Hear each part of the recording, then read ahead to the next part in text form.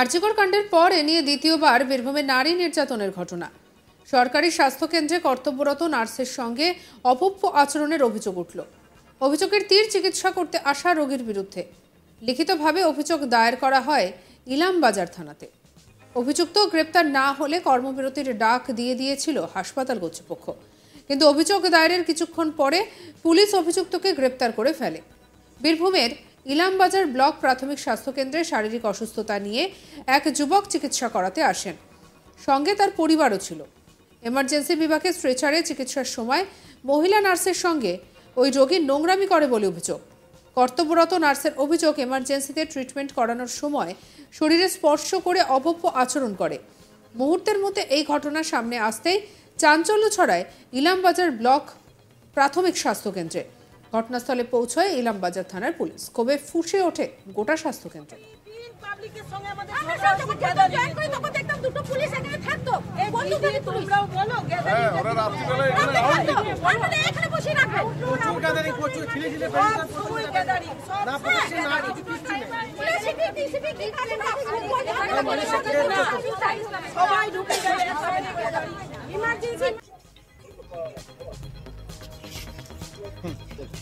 নির্যাতিতার কি বক্তব্য শুনবো। নাইট শিফটে আসার পর একজন পেশেন্ট এসেছিলেন, তো মেল পেশেন্ট, তো উনি ফিভার কমপ্লেন নিয়ে এসেছিলেন। তো ডক্টরের অ্যাডভাইসের মতো আমি স্যালাইন চালাতে গেছিলাম। তো স্যালাইন চালানোর জন্য চ্যানেল করতে যাই, তখনই আর কি পেশেন্টটা আমার সাথে মিসবিহেভ করে, মানে আমার গায়ে হাত দেয়।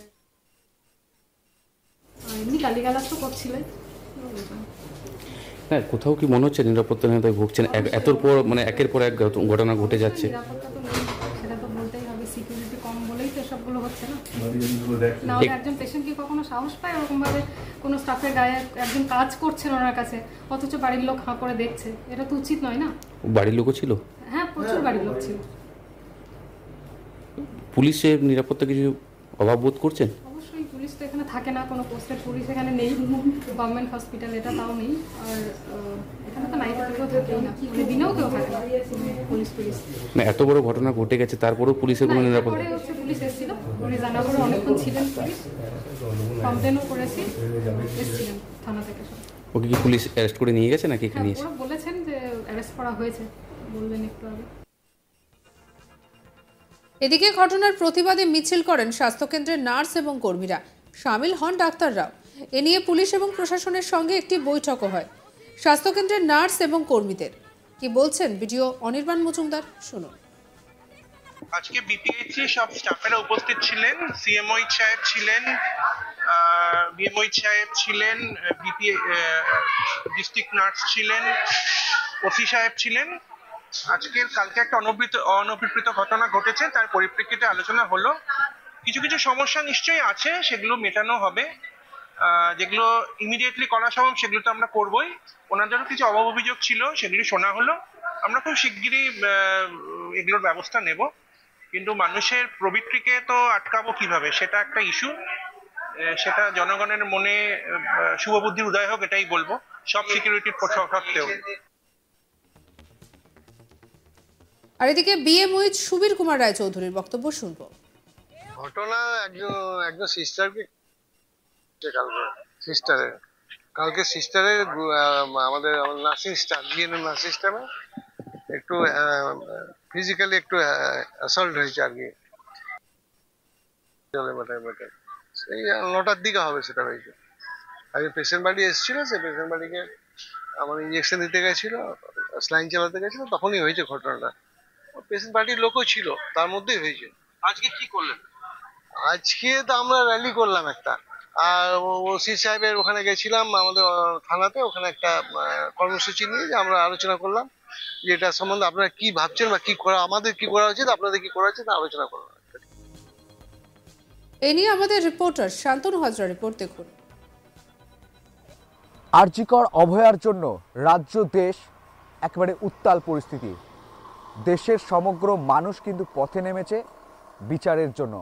আর এই বাংলাতেই আবারও দ্বিতীয়বার বীরভূমে এ নিয়ে দ্বিতীয়বার ঘটে গেল মহিলার উপর অভদ্র আচরণের এক ঘটনা।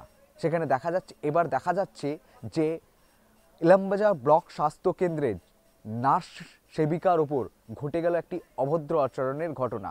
সেখানে দেখা যাচ্ছে যে নার্সের অভিযোগ যে উনি যে সময় কর্তব্যরত অবস্থায় ছিলেন, এমার্জেন্সিতে ডিউটি করছেন, একজন রোগী তার কাছে হাজির হন, তিনি চিকিৎসা করছিলেন, সেই সময় কিন্তু ওই নার্সের উপর রোগী, চিকিৎসা করাতে আসা রোগী, সেই রোগী কিন্তু নার্সকে অভদ্র আচরণ, অশ্লীল আচরণ করেন।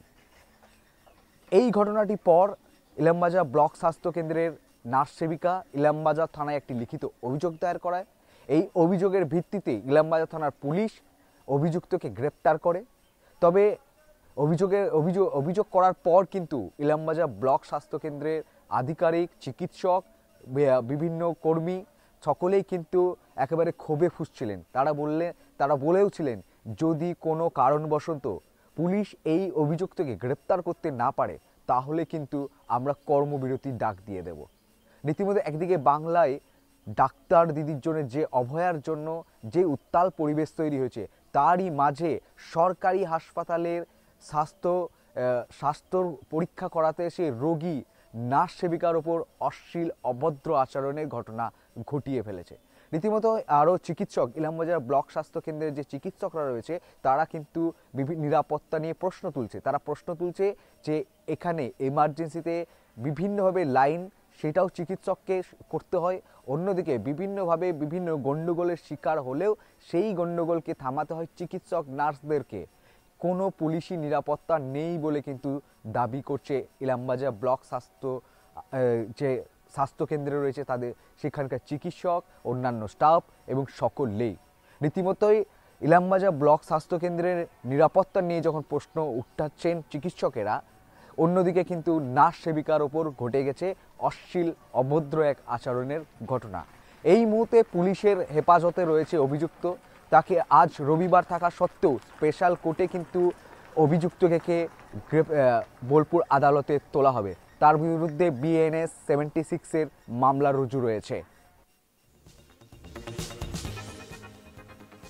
আর এই সবকিছুর মধ্যে একটা কথা বলা যেতেই পারে যে নিরাপত্তাহীনতার ছবিটা আরও একবার নতুন করে প্রকাশ্যে এসেছে।